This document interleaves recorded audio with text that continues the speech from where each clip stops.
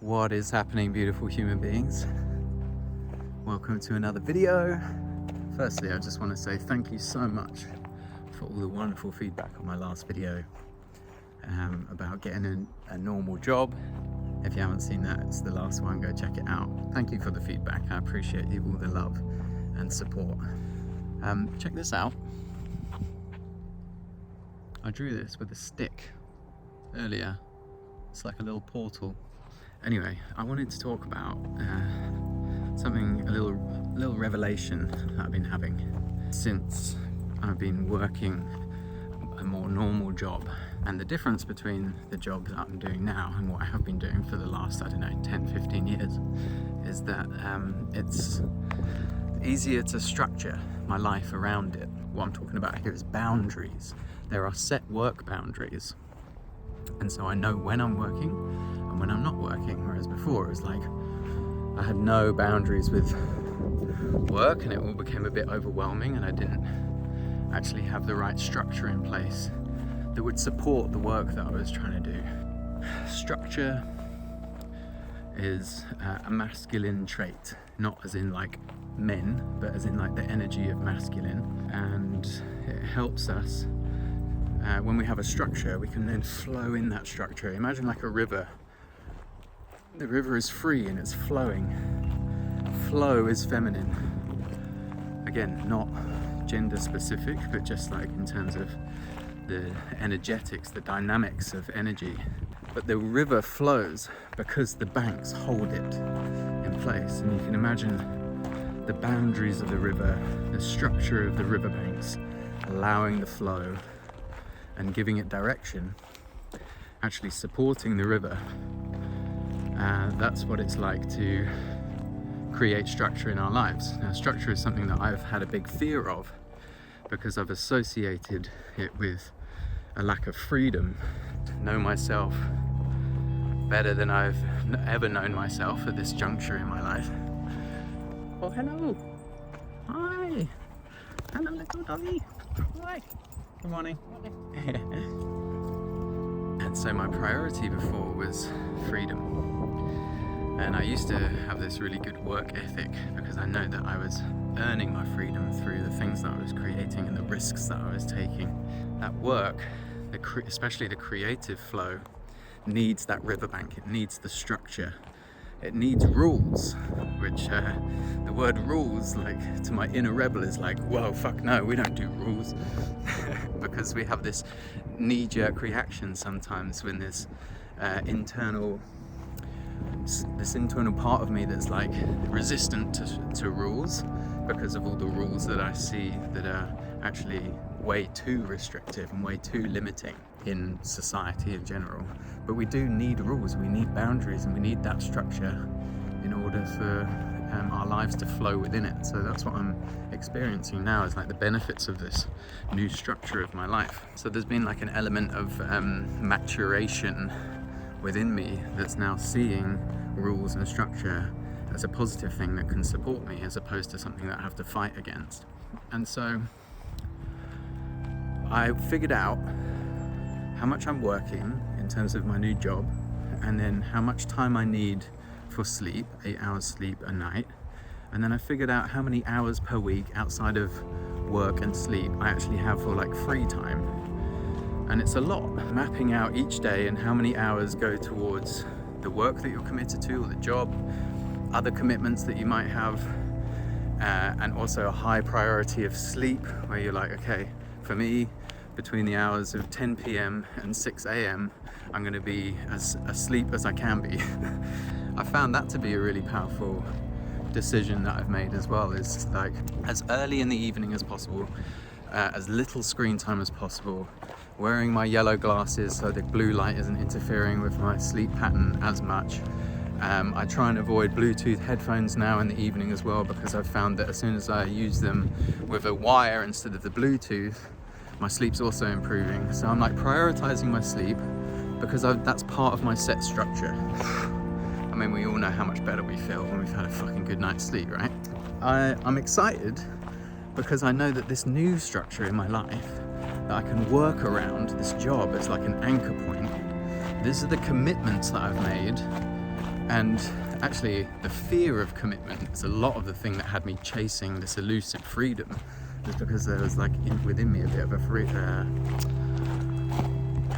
fear of commitment. But now I'm finding freedom within a commitment to a structure, as in, just like the river is free to continue flowing when the riverbanks are holding it in place. Rick Rubin, I highly recommend checking out his book. It's called The Creative Act. Really great audio book. And Rick Rubin is an incredible soul. Definitely worth a Google, and definitely check his book out. But he talks about art needs rules, and I like to consider that my whole life is one constant tapestry of art. Like, that's how I want to live my life, with deep meaning and purpose and creativity and flow and exploration and curiosity. And so when I consider my life as my artwork and a big tapestry, then it's like, okay, I need to, if I'm going to really take that seriously and make it as beautiful as I possibly can, I need the rules that come with that creative flow and help bring direction and structure. So yeah, so really look at this little rock.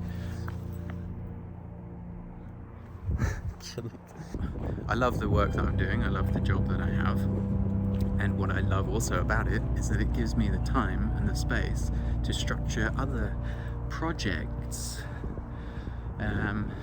into my life.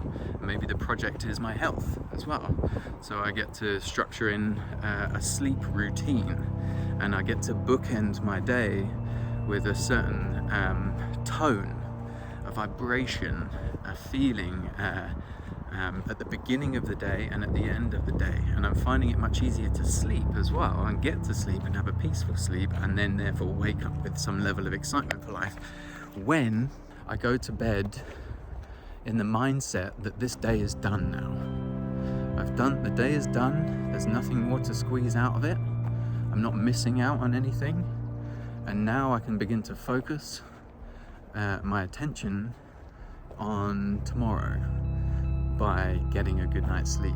And what that looks like for me in the evening is, like I was saying before, like minimizing blue light, wearing your blue blocker glasses, not eating too late, and yeah, just all the things that we know that we need to do to prioritize sleep.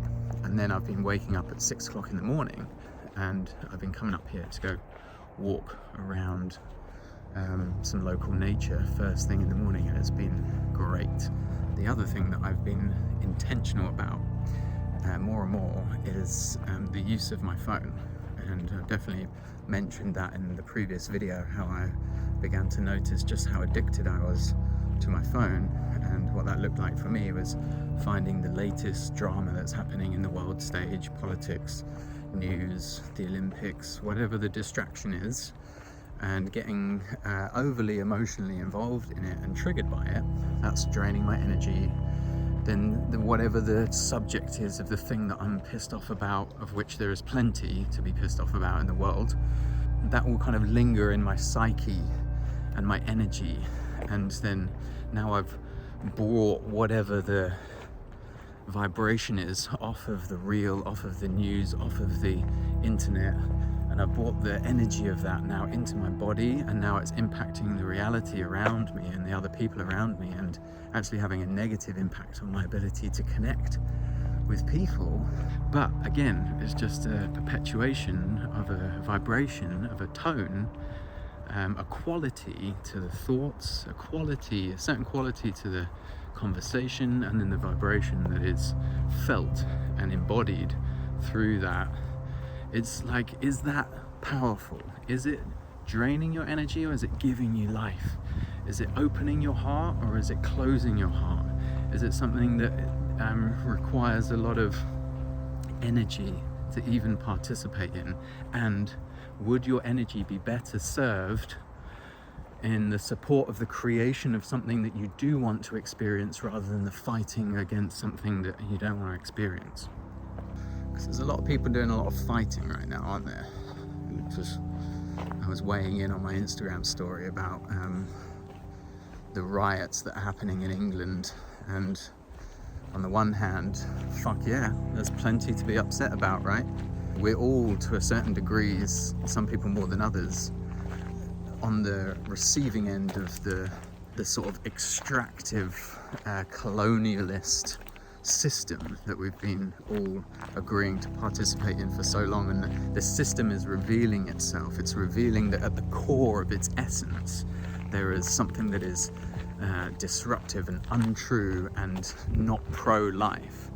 And that's kind of been the core of the great British colonialist attitude and mindset that's made Great Britain so great by going around the world and destroying people, destroying culture, and colonizing and forcing people to believe our religion because we are the superior race. And it all comes from this distortion of truth that anybody is superior to anybody else. And so collectively we've built this nation and this economy through a destructive and an extractive consciousness, and we're all feeling that, you know, like we're all part of it. And your fathers have participated in this, and your fathers' fathers, and some of them have even gone to war, and many of them have even died to uphold this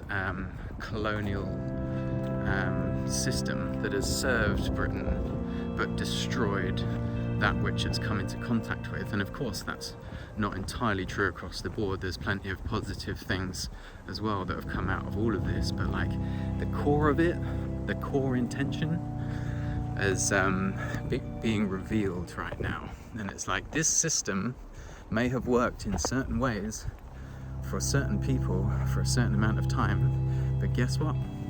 It's evolving, it's changing, just like everything is here on Earth. And so it's important that we each check in with what's true. Like, to be able to discern what's true and what's not true is an absolutely necessary it's a critical skill.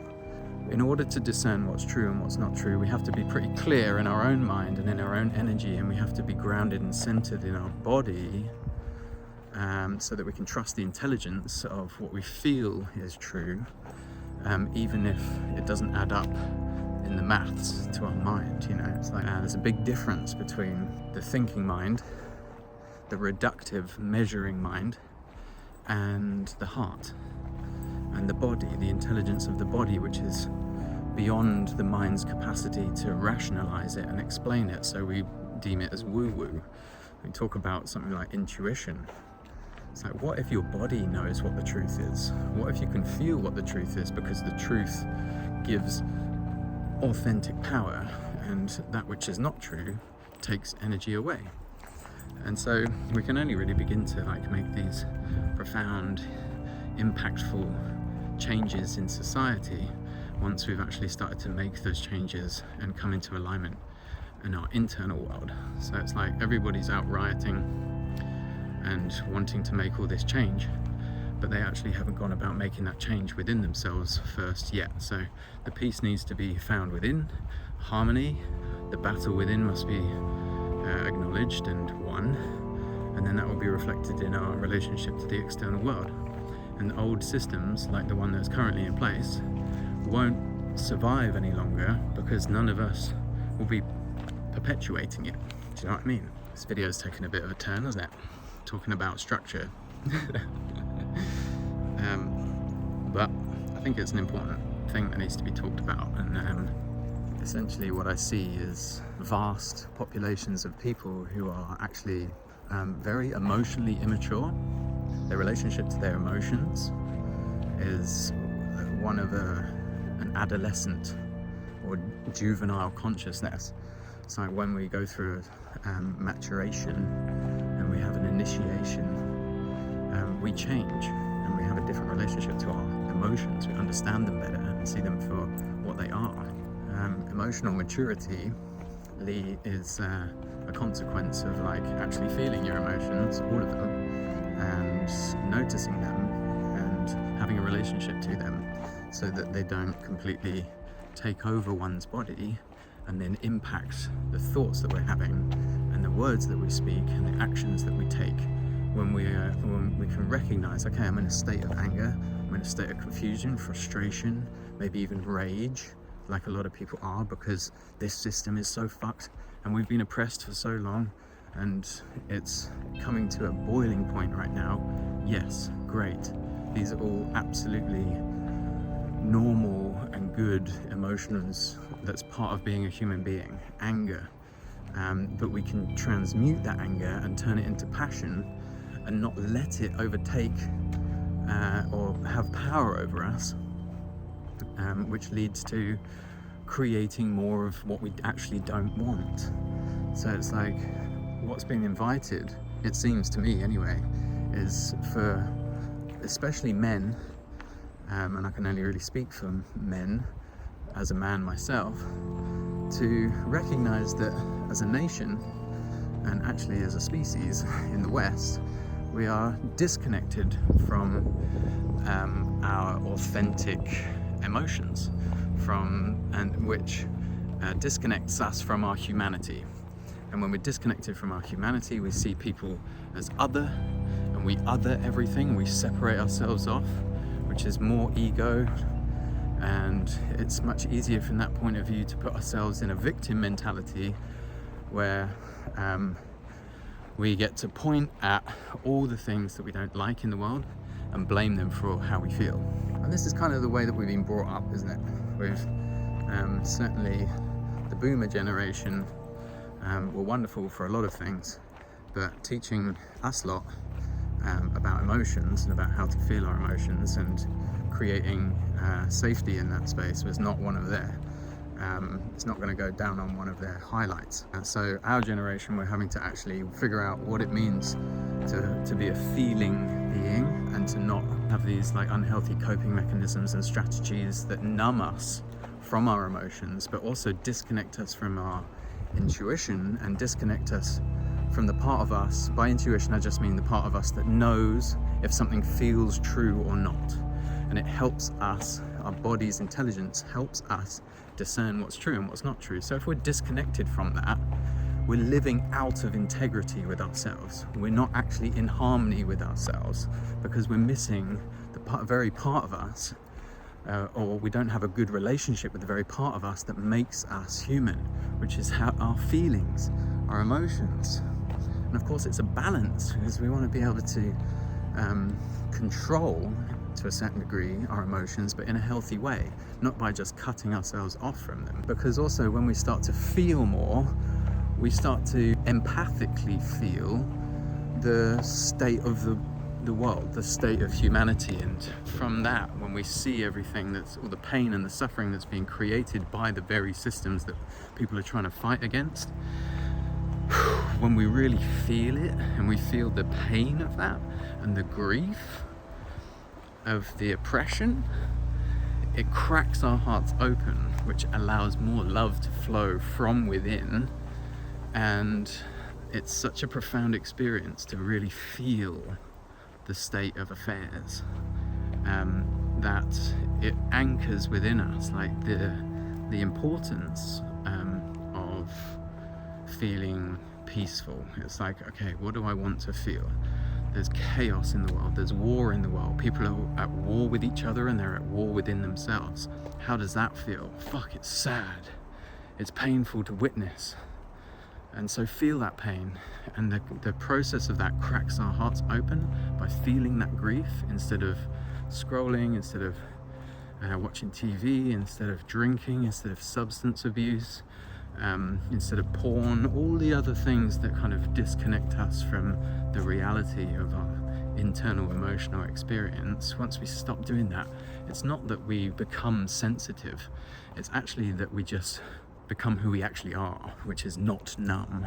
And when we're not numb, we feel the weight of things more, and suddenly it becomes more important that we participate in the creation of something that we do want to see, as opposed to continually fighting that which we don't want to see and that we don't want to experience, especially when we can acknowledge that the core of this system that we're fighting against is one of conflict, is one of separation, and is one of, it thrives on that shit. It's like, oh, you want a riot? Cool, we'll just chuck some military police into the picture. How do you feel about that? oh, now we're going to riot even more. And it's like, okay, now we'll do facial recognition and AI CCTV everywhere. And it's like, oh, we don't want that either. It's like, fuck me, guys. Just like, this is a reflection, like I was saying, of like the emotional immaturity of a nation, of a species. And that's also then reflected in everybody's voting for leaders who are also emotionally immature, who aren't integral, who say one thing and do another thing. It's like, when you reach that level of emotional maturity within yourself, and you sort of fought that battle within your own self, then it's much easier to see, well, that guy's clearly got like distorted intentions. He might be saying he wants the best for everybody, but deep down I don't feel that that's true. And when I take a look at politics and politicians and the whole system, you can feel that the core is corrupted, you know, you can feel it. But the way to change it is not to fight it, because this corruption wants you to fight it, so it can just choke us and grip on a little bit tighter and a little bit tighter, you know? So my invitation is this: what do you guys want to feel? What do you want to experience in your life if it's not this? Do you want to feel peace, happiness, joy, connection, health? Do you want to enjoy, just have a good life and feel like life's fair? Create that. Put your energy into that, and we'll all be better off for it. And I know it's not as simple as that, and we might not even see that change in our lifetime. But we're laying the foundations for a new world from the inside out that our children will experience as completely different to how we experienced it.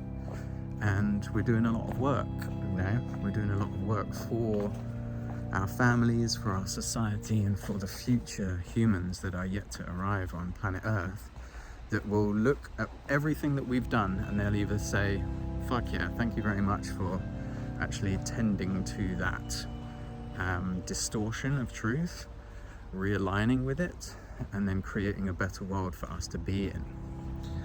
Because I think ultimately that's what we all want, isn't it? Just a more peaceful world where we can actually spend more time in places like this, or whatever it is that tickles your pickle, instead of all this time fighting and feeling like the victims of the very system that we continually uphold and agree should be in existence. Anyway, have a beautiful rest of your day.